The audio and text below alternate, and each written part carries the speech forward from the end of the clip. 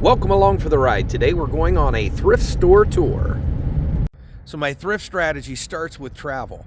Typically, anytime I go anywhere, I know what thrift stores are on my route, and I just plan those stops. Today, I'm going to be driving a little over 2.5 hours to Cincinnati for supplies for the food truck business. And so making my first stop here in Bell Fountain at one of the local thrift stores. Simply ask Google, show me thrift stores near me. And Google will show you the thrift stores in your proximity so you can plan them into your travels. So we're here at the Lutheran Community Services thrift store, and the second part of my strategy is to shop with intent. So I have a list, I have an idea of items that I'm specifically looking for, and we're going to go directly to those items. So let me define what I mean by shop with intent. Avoid being overwhelmed by options by knowing what you need, what you want, and what it's worth. Every store I go into has its departmental strengths. Some excel really well in bed linens and blankets. Others do better in kitchenware and food preservation. So I kind of keep that in mind. If I know exactly what I'm here for, what I need, I can go directly to those items instead of just wandering around the store. I'll keep my eyes open for the things that I want, but I won't even give them a second glance or pick them up unless I know what they're worth in advance. Now, occasionally as I'm meandering through the thrift store, I may find an item that catches my eye, and if I know what it's worth, I can determine whether I'll purchase it or not. In this case, I found a Coleman sleeping bag, and this isn't just any Coleman sleeping bag. It's one of their premier bags with the plow zipper. These zippers almost never snag, and I like to pick these up when I can. I often give them to the homeless. I have several extras on hand, so for now, this one is a pass at $15. Maybe if I come in later, I might reconsider. This next thrift store is a favorite of mine, MCC Thrift in West Liberty, Ohio. We're going to slip in here, and there's a couple of points that I want to make. When I go into a thrift store, I nearly always visit the blankets, the bed linens, and so forth. I'm looking for specific things, though. I know what I need, what I want, and what it's worth. I'm looking for wool. I'm looking for down-filled blankets. I'm looking for specific items that I can add to my collection or that are worth enough I can resell them. Now, I'll usually also visit the kitchenware. Anything like the stainless steel pots and pans are going to stand out. I'm looking for glassware for fermenting and food storage. Another favorite area for me is the craft items. For example, here, I can't tell you how many times I've bought snaps and grommets for leather work and other crafts that I'm interested in. And so a quick browse can find some specials. Know your thrift stores well. And this brings me to actually strategy number 5 on our list. Every thrift store has its little secrets. In this particular thrift store, there's an upstairs loft with additional value. And I always go up there and look because the stuff up here is nearly free. I like tins, and these small pocket-sized tins make excellent fire tins or kits for packing and carrying into the woods.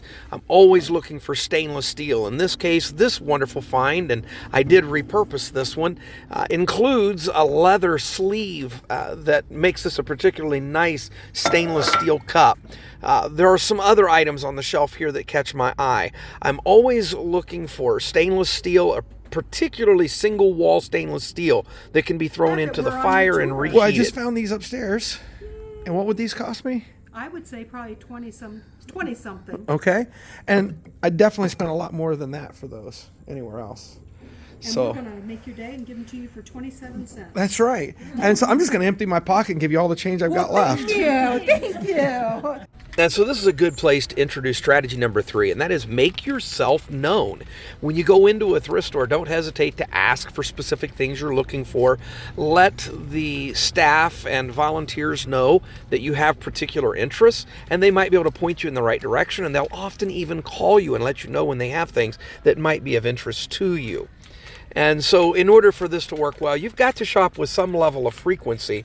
And then that brings us to strategy number 4, shop with frequency.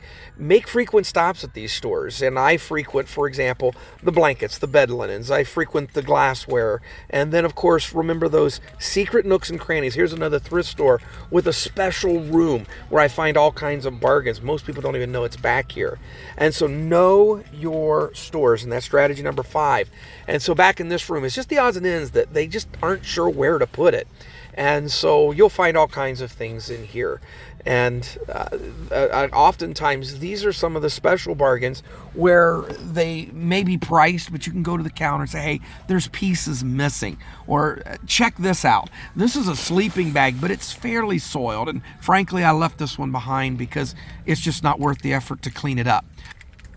Damaged and soiled items, as well as items with missing parts or those items that are just a part of something, are always an opportunity to say, hey, I'd like to have this. It's not worth much in and of itself.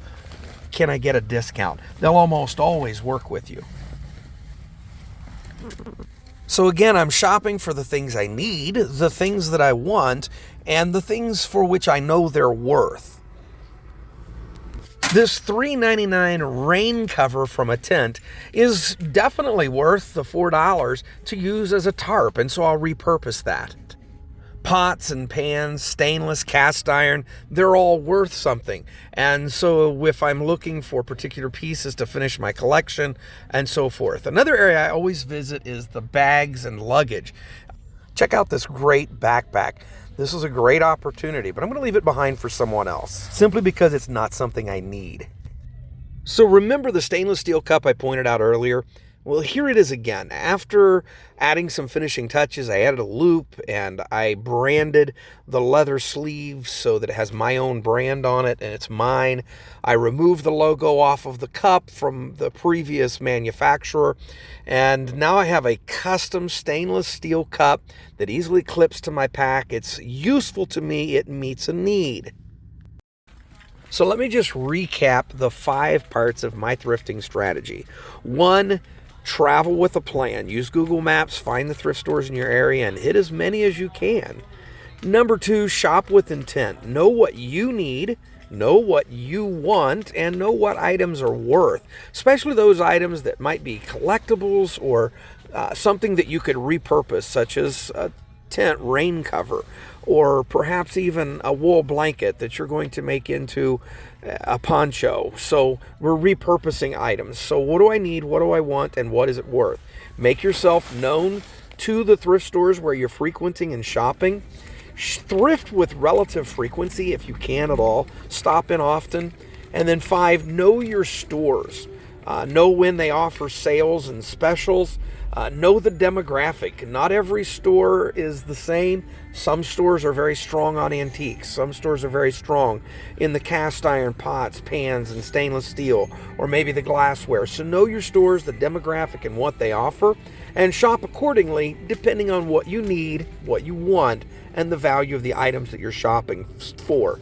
And when you shop with a strategy, you're guaranteed to save money and find excellent bargains. So happy thrifting.